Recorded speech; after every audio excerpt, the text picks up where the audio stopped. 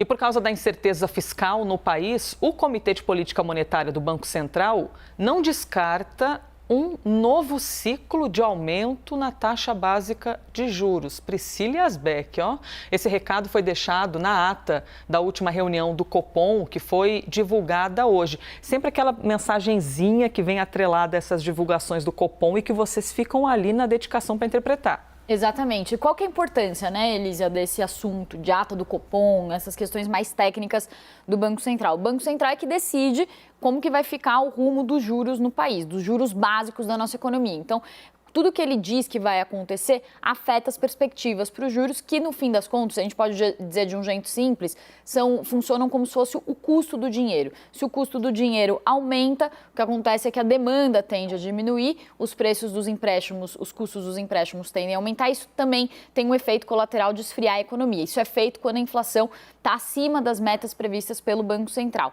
Caso contrário, se a inflação está desacelerando, os juros podem descer, o custo do dinheiro baixa, e isso acaba trazendo uma expectativa de aumento da demanda, de aquecimento da economia. O que o Banco Central está dizendo nessa ata de hoje? Algumas coisas importantes. Está dizendo que existem riscos que vêm lá de fora da inflação não desacelerar como esperado. Então, falou que o preço das commodities estava ajudando a inflação, mas há riscos de que isso não aconteça mais tanto ou na mesma magnitude daqui para frente. A Thaís Herédia também, que é expert em assuntos de Banco Central, estava chamando atenção também para 2 pontos. O Banco Central fala muito sobre os riscos fiscais e, mais que isso, apareceu ali um termo que são os riscos parafiscais, ou seja, são políticas que podem ser adotadas de estímulo à economia por meio dos bancos públicos. Isso também pode acabar afetando as expectativas, eu já vou explicar por quê. E também uma questão sobre o risco de reformas, ou seja, de mudanças em questões que são estruturais para a nossa economia, como é o caso, por exemplo, de uma possível mudança ali da TLP. Essa foi a interpretação que a Thaís Herédia fez